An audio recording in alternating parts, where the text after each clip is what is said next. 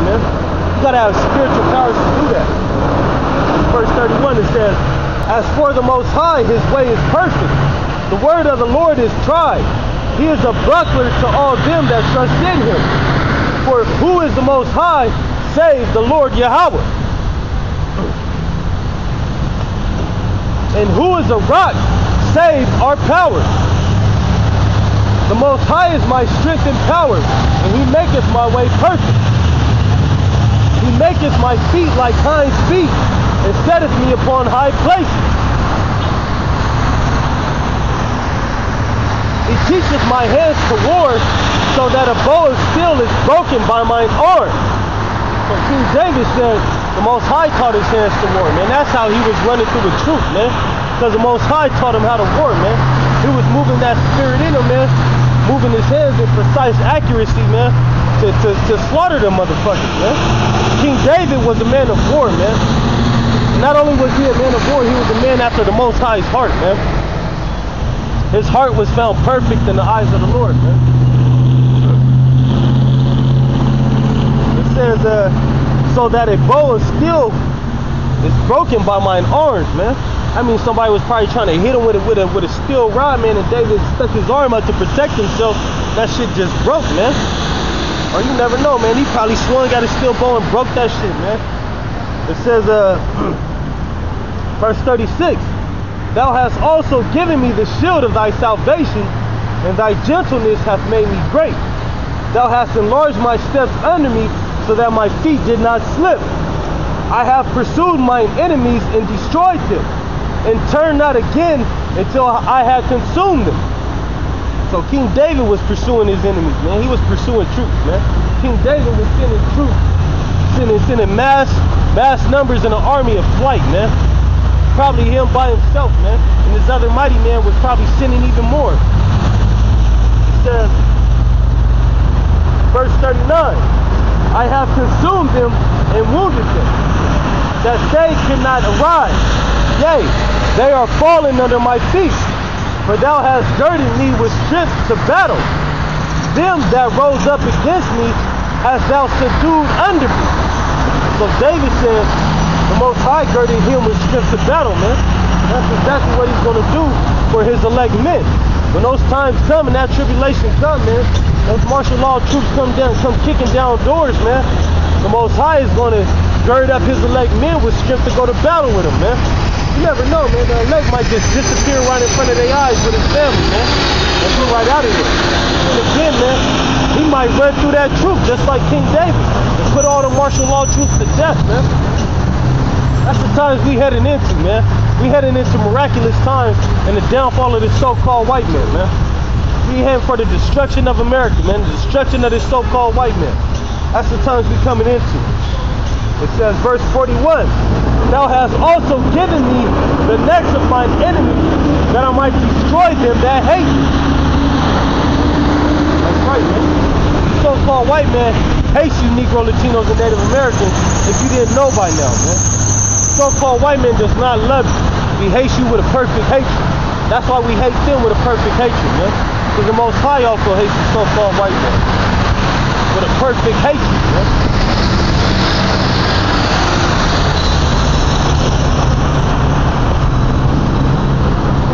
Yeah, let's go to 1 Samuel chapter 18 real fast.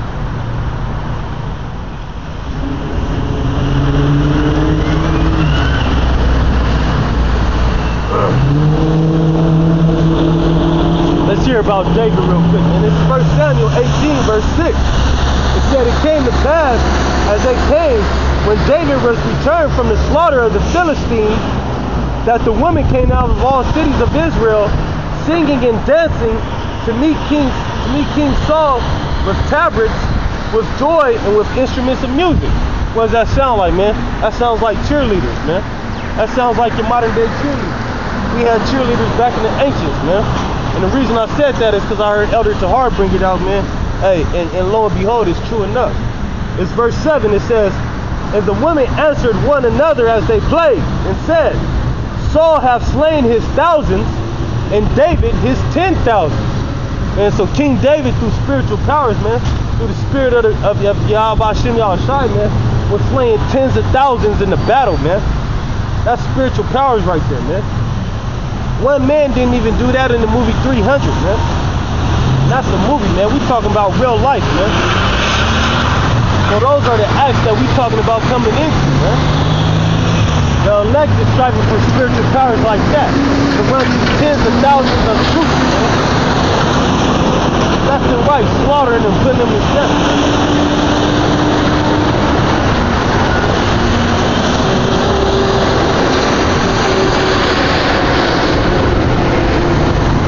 Now we about to read us some of David's tabernacle, man, some of David's mighty men. Because David wasn't the only one in his army getting down, man. He had mighty men that was getting down with him. This is 2 Samuel chapter 23, verse 8. It says, these be the names of the mighty men whom David had. The Tachmonite that sat in the seat, chief among the captains. The same was Adino, the Eznite. He lifted up his spear against 800, whom he slew at one time. So this man slew 800 men in one battle with a spear, man. That's spiritual powers, man. That's the spiritual powers that we seeking for, man. This is verse 9. It says, and after him was Eleazar, or Alazar, the son of Dodo, the Ahoite, one of the three mighty men with David, when they defied the Philistines that were gathered together to battle, and the men of Israel were gone away. He arose and smote the Philistines until his hand was weary, and his hand clave unto the sword, and the Lord brought a great victory that day, and the people returned after him only to spoil. It says, and after him was Shammah, the son of Agi, the Hararite, and the Philistines were gathered together into a troop, where was a piece of ground full of lentils, and the people fled from the Philistines. So the Philistines gathered together in the troop, man, and the Israelites fled from them. So it says, but he stood in the midst of the ground and defended it, and slew the Philistines, and the Lord brought a great victory. So it says, him alone stood against the Philistines, man, a troop. It says against a troop of them, and he slew them, man. And through the spirit of Yahweh Shem Yahushai, man, he brought a great victory to Israel.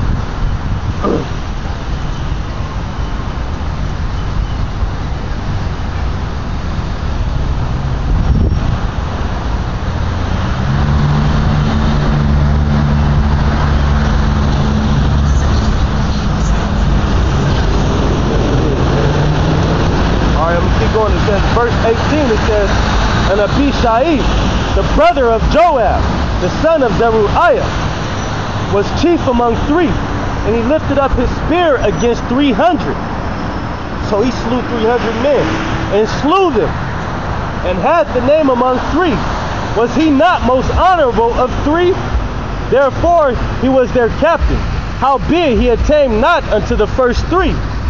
And Benaiah, the son of Jehoiada, the son of a valiant man of Kabzeel, who had done many acts, he slew 2 lion-like men of Moab. He went down also and slew a lion in the midst of a pit in the time of snow. And that's where they get that little scene from 300, man. Where I forget his name. But what did he do when he was taking his rite of passage to become a man? He went out into the snow, man, into the wilderness, and slew a wolf, man, and came back with the coat of the wolf, man. And that declared him a man. So it says, verse 21, and he slew an Egyptian, a goodly man, and the Egyptian had a spear in his hand. But he went down to him with the staff and plucked the spear out of the Egyptian's hand and slew him with his own spear. So he said he took, all he had was a staff.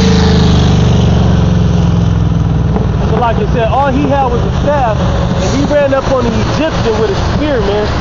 So he ran up on the Egyptian, he took the spear out of the Egyptian's hand with the staff and killed the Egyptian with his own spear, man.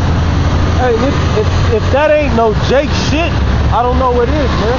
Because what do these niggas say nowadays, man? I'll fuck you up and kill you with your own gun, man. Well, that's what he did, man. He fucked the Egyptian up, man, and killed him with his own spear, man.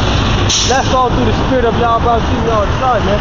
That's the times that we coming in, like I keep saying, man, that's the spiritual powers that we waiting for, man. That the elect men are waiting for. Lord willing, I'm one of those men. So this is ridiculous.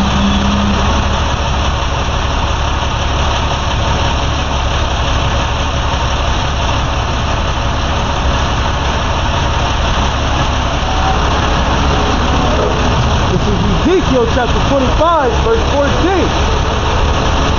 It says, and I will lay my vengeance upon Edom. You already know, Edom is the so-called white man.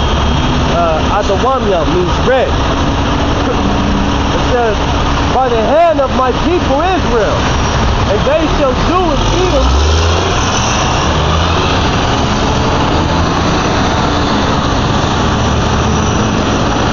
they shall do in Edom according to mine anger and according to my fury. And how are we going to do to the so-called white man according to the Most High's anger, man?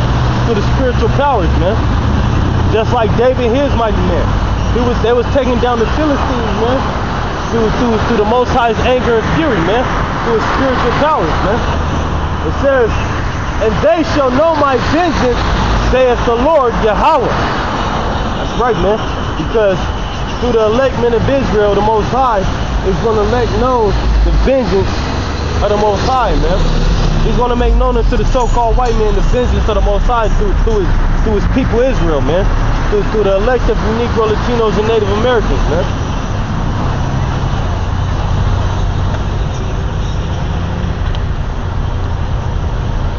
So yeah, man, we waiting on those spiritual powers, man.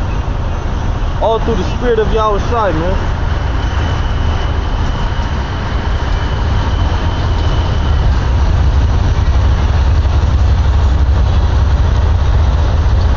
John chapter 14, verse 12, it says, verily, verily, I say unto you, he that believeth on me, the works that I do shall he do also, and greater works than these shall he do, because I go unto my Father. And whatsoever ye ask, ye shall ask in my name, that will I do, that the Father may be glorified in the Son. If ye shall ask anything in my name, I will do it. Right, man. So it says the works that Yahweh Shai did, man, the elect is going to be able to do those works plus greater, man. And the scriptures say that the works that Yahweh Shai did couldn't even be recorded in the scriptures, man. He did so many. But to name a few, man, not the changing water into wine, man, because that was simple, man. It wasn't simple, it was a miracle, but that was you know, hey, man, it's not as great as walking on water, man. That's not as great as raising the dead. That's not as great as healing the blind, man.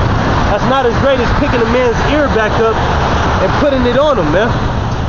See, the elect is going to be able to raise the dead, man. The elect is going to be able to walk on water, man. Hey, you see a ship out, the elect see a ship out in the sea, man. They're going to run on water, if not fly out there, man. Run on water, man, and destroy everybody on that ship, man. Probably take the ship down, man. Because the elect is going to be able to manipulate the elements, man. So the elect just might, man, make the water rise up over the ship, man, and bring it down on the ship, man, and shatter that ship into pieces, man. You never know, man. Hey, the elect is going to be doing, like I said, man, some great and miraculous things all through the spirit of Yahweh Shimi Yahweh. That's what Yahweh Shai said, man. Ask of me of my Father, man, and I will give it to you, man. But to ask Yahweh Shai anything, you gotta know his name, man. You gotta know the name of the Most High. You gotta have faith, man.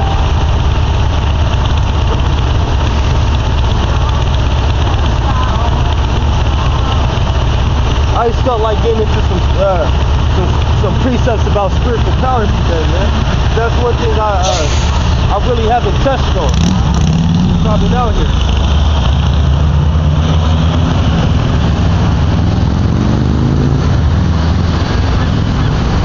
This is Revelation chapter 11, verse 3. It says, and I will give power unto my two witnesses, and they shall prophesy 1,264 days clothed in sackcloth.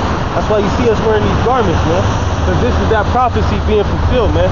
And the two witnesses is the northern and the southern kingdom. Brought together is the nation of Israel, man.